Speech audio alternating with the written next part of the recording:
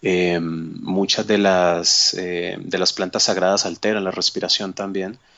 Entonces, a través de la respiración se puede lograr esos estados ampliados de conciencia.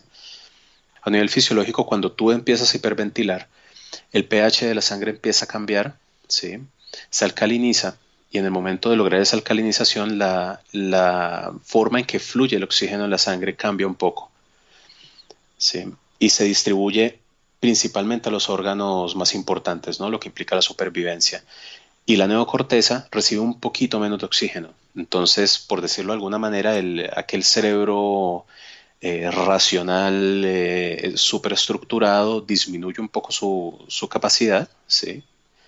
Y ahí es que ocurre lo que te describí hace un momento, ¿no? Que materiales del inconsciente empiezan a emerger. Una vez tú has hecho el proceso de respiración y ya has terminado y tal, todo vuelve a la normalidad, no es algo que vaya a generar un daño ni nada por el estilo. O sea, la respiración holotrópica lleva haciéndose más de 20 años eh, y nunca ha tenido pues una, como un efecto secundario negativo, ¿no? Por la práctica como tal. En ese momento que tú explicas, que dices que empiezan a emerger contenidos inconscientes, emocionales, situaciones no resueltas, ¿podrías describir un poco más qué es lo que sucede en la persona? ¿Cómo viene esto y cómo ocurre esa sanación de la que tú hablas? Mira que están, bueno, cuando digo están me refiero a Stanislav Grof, ¿no?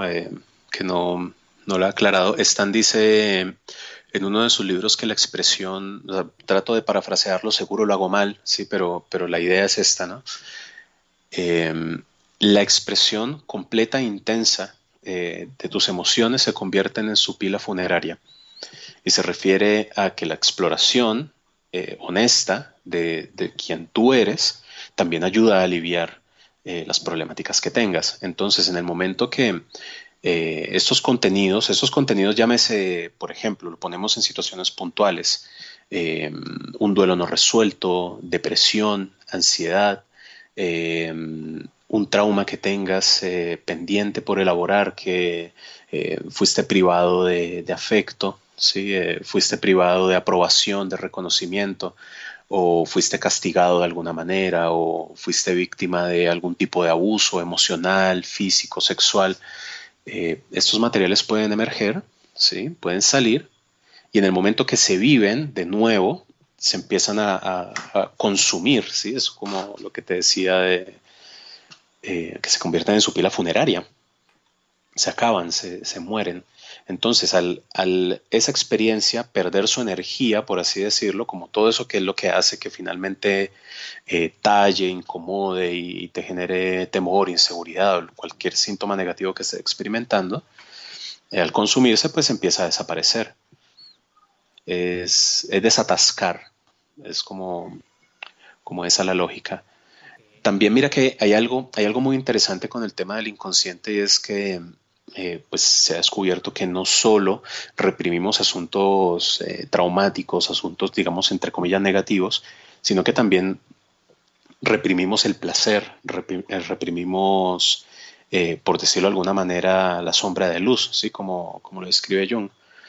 Reprimimos el placer, el beneficio, la buena palabra, por ejemplo, me he topado en algunos casos que de mujeres que practican respiración holotrópica que, por ejemplo, han negado orgasmos y en la respiración, durante el proceso de respiración, esa energía, de nuevo, entre comillas, la energía, ¿no? O sea, todo ese material que quedó reprimido alrededor del tema del orgasmo porque es culposo o cualquier situación que haya aprendido, ¿no? O que haya vivido, se libera y también hay como una especie de despertar alrededor de lo sexual, del placer, de lo erótico, de la sensualidad, por ejemplo. Entonces no solo se reprime aquello oscuro y malvado, ¿no? También hay como una represión y pues también una liberación de aspectos muy positivos del ser. Ok, te entendí ahorita que en términos generales no, esta técnica no trae riesgos significativos para la persona que lo practica a nivel físico sobre todo, Aún así entiendo también que debe hacerse en un contexto de amor, de cuidados, acompañados por un facilitador entrenado. Quisiera que me describieras en sí cómo es un ritual de respiración holotrópica, cuáles son esos cuidados, cuáles son los roles, cuánto dura, un poco como para que podamos imaginarnos y visualizarnos el espacio. Mira, hay dos situaciones en respiración holotrópica cuando tú la vas a aplicar. Tú te encuentras con respiraciones grupales, ¿sí? Y con respiraciones individuales, ¿sí? En sí, la ejecución de la técnica es la misma. Lo que cambian son algunos roles. ¿Listo? En una respiración grupal, por ejemplo, tú te encuentras con los siguientes roles. Tú estás, por ejemplo, en mi caso, si yo fuera a dictar un taller, yo sería facilitador. ¿Listo? El facilitador está encargado de velar por la seguridad de las personas que están ahí, de dar información antes del evento como tal, ¿no? De la práctica de respiración, dar toda la información, el tipo de experiencias que se pueden tener, qué hacer, qué no hacer, cuándo pedir ayuda, cuándo no, etcétera. De dónde viene la técnica, o sea, todo como la historia, el recorrido histórico eh, que pues para llegar al desarrollo y la aplicación de la técnica como tal, que es una charla de aproximadamente unas 2 horas aproximadamente, a veces un poco más, a veces un poco menos, ¿no? Eso depende pues de otros factores. En el momento de entrar ya al taller, hay dos roles por parte de las personas que van a practicar la técnica. Uno es el respirador, que es la persona que está acostada en la colchoneta, ¿sí? Haciendo pues el ejercicio como tal, y otra persona es el cuidador o el sitter. Entonces, básicamente tú divides el grupo en dos, ¿sí? Por así decirlo, unos van a ser respiradores y los otros van a ser sitter. Eso es una sesión de la mañana, ¿listo? En la tarde habría otra sesión en la cual los roles se invierten y es el que estaba cuidando ahora respira y el que respira en la mañana ahora cuida en la tarde. Supongamos pues en un caso de un taller que se respira mañana y tarde, a veces es tarde y al otro día en la mañana, ¿sí? Pero la lógica igual es esa, o sea, primero respira uno, cuida al otro y luego se invierte.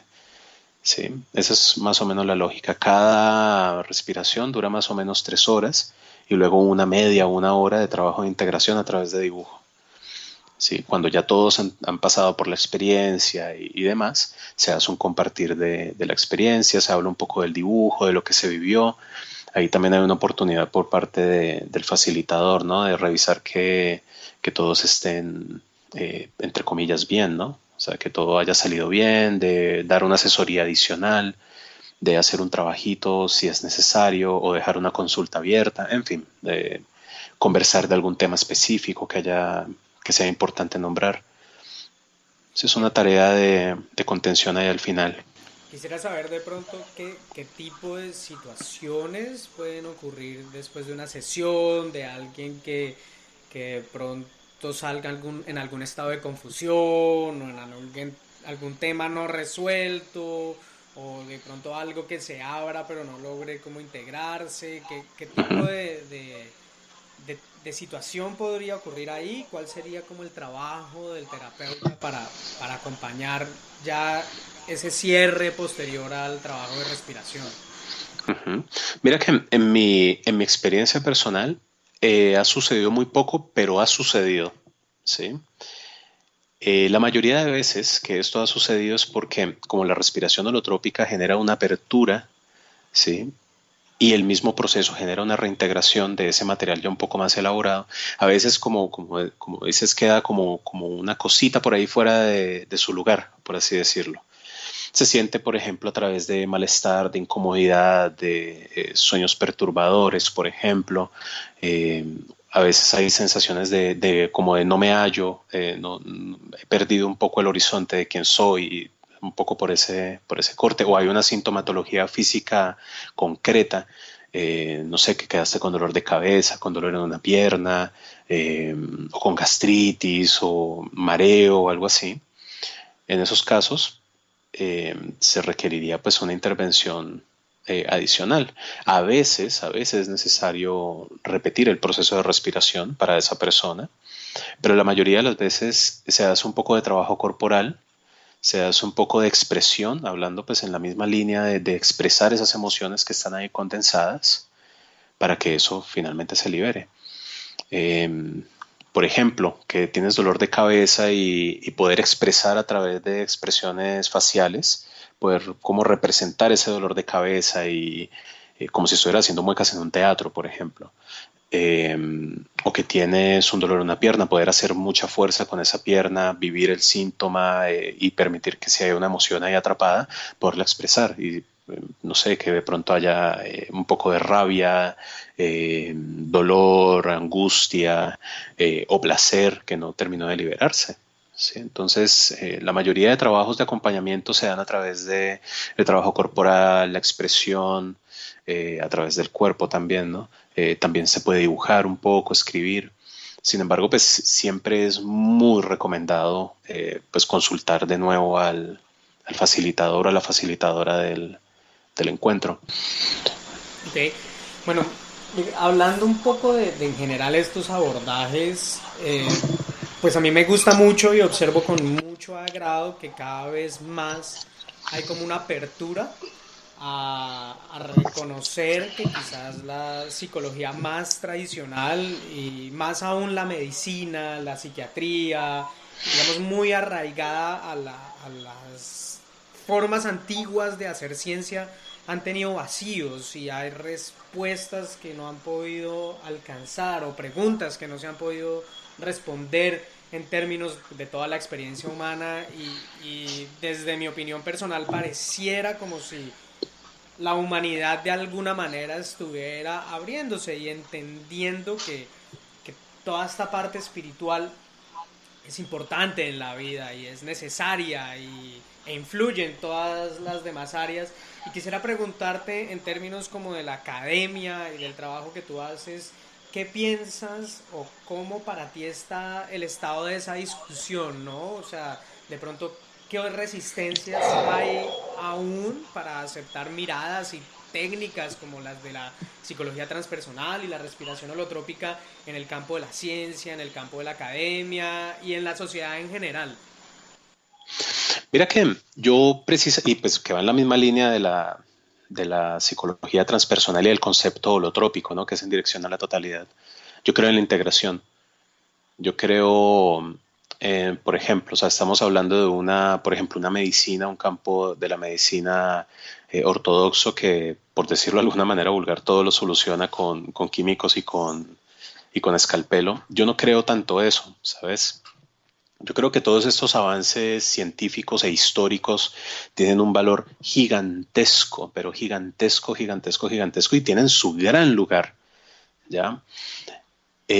Por otra parte, estamos en una época de despertar espiritual muy intensa y también por ende de una experiencia de vacío existencial muy, muy profundo, porque el despertar la espiritualidad, el despertar la psiquis y abrir, o sea, tener toda esa apertura a nuevos conocimientos, a nuevas técnicas, a nuevas culturas, pues también, eh, por decirlo de alguna manera, alborota el avispero, ¿sí? Entonces es normal que aparezcan rabias y confusiones y polarizaciones de decir medicina alternativa buena, medicina alopática mala.